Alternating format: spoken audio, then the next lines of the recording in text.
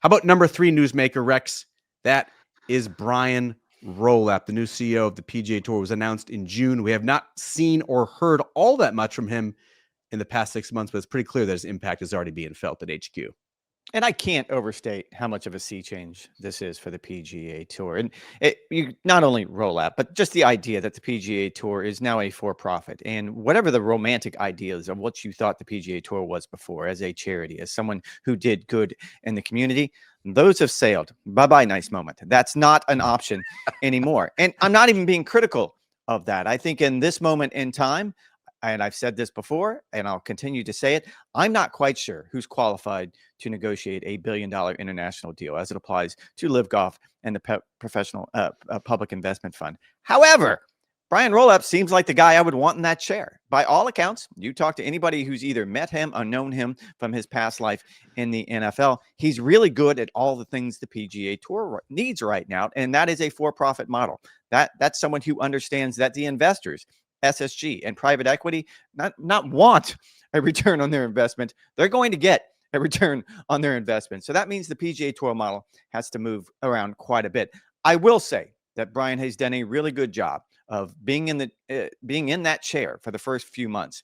He sort of consolidated all the people around him. Most importantly, Tiger Woods. He made Tiger Woods the chair of this future competitions committee, and he put him in charge of the idea of what the PGA Tour should become from a competitive model to make it a better business model. That was brilliant, if for no other reason than whatever Tiger says in a room. And there was a meeting in the Bahamas during the Hero World Challenge, and Brian Rolapp ran that meeting. He made the presentation to all the players in the field at Albany, but it was Tiger Woods who was standing behind him and answering questions occasionally. And that's the person that Brian had to have behind him. But make no mistake, Brian Rolapp is very much a New York NFL Shield person. This is all about profit. This is all about making the product as good as you possibly can make it on the field. And the idea that the PGA Tour is going to be this mom and pop shop that goes to these small markets and is a big influence in these little tiny towns, that's not going to happen anymore.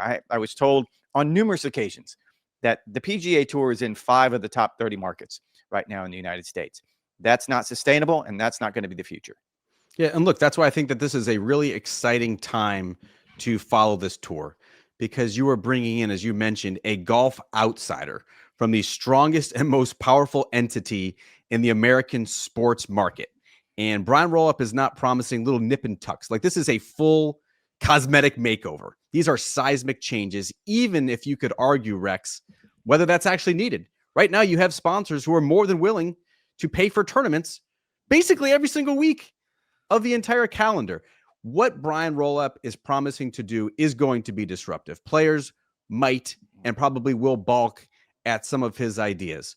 Sponsors and tournament directors and media partners are probably going to get squeezed by what is going to unfold over the next couple months and the next couple of years. But Brian Rolapp has already demonstrated, in at least the limited front-facing roles that we have seen him, to be a really impressive leader who is laying out a vision, who, yes, you could quibble with some of the details. It does make some sense with the tenets that he is promising, with simplicity and parity and scarcity for what the tour can and should transform into. My question for you is, this is a player-run organization with the PGA Tour. This is a tour now that has financial backing from the Strategic Sports Group, which had a $1.5 billion, that's yes, with a B, investment. How much power does Brian Rolapp actually have in terms of transforming the PGA Tour into his vision?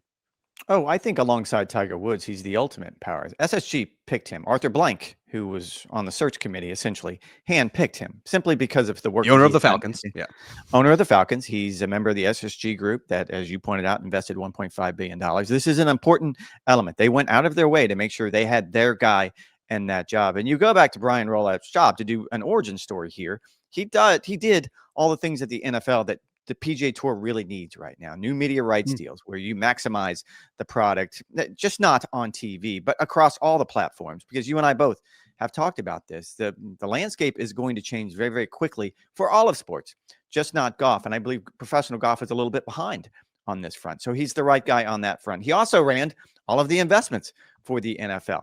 The idea that he was the guy that took all the money from the guys who have the money and invested it in the things he thought was important. He now has $1.5 billion to do that for the PGA Tour. He alluded to this in the first press conference, in the first chance I had to talk with him at the Travelers Championship when he was introduced as the new CEO, where that's the part that intrigued him the most, because he's got ideas. He hasn't spent a lot of time talking about it, but he's got ideas on this front. On the other side of it, in speaking with players this week and over the last few weeks, there's going to be some winners and some losers. There's probably going to be a lot of losers in this scenario. If the schedule, as scarcity indicates, is going to be condensed, and that seems to be where they're headed right now, that means fewer playing opportunities. That means fewer spots for players on the PGA Tour. Whatever it is they create below the PGA Tour might be a good product, might be a place where you can develop your game, might be a place where you can make a decent living while you try to get to that next level. But there's going to be plenty of people who are hurt by this, not just players,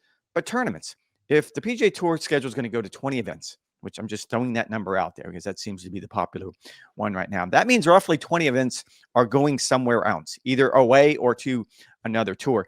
These are events that have been on the schedule for a long time. I'm not going to pick one out to pick on them, but you can sit and kind of go down the schedule yourself and decide exactly which events. Yep, that looks like scarcity to me. I'm not exactly sure what it looks like, but if I look in the dictionary, that tournament is probably what it looks like. You're right. He's going to break a lot of eggs, to use Tiger Woods' terms, but most people, the people that seem to matter, feel like he's the right guy to do it. Yeah, look, a new core tour product is really exciting if you can maximize the schedule between the Super Bowl and Labor Day.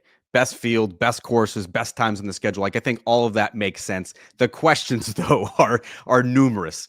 Middle class, what happens in the fall and winter? There's always this comp to the NFL and football, but you look at the NFL is trying to expand. The NFL dominates the landscape calendar year round with the draft and OTAs and free agency. They are still in the conversation. They don't just disappear for 4 or 5 months. So how the PGA Tour can, yes, have this core product, but still have a foothold, still sort of satiate the hardcore golf fan, I think is the biggest question as we move towards 2026. With the planned rollout for 2027, more to say on this in 2026 for sure.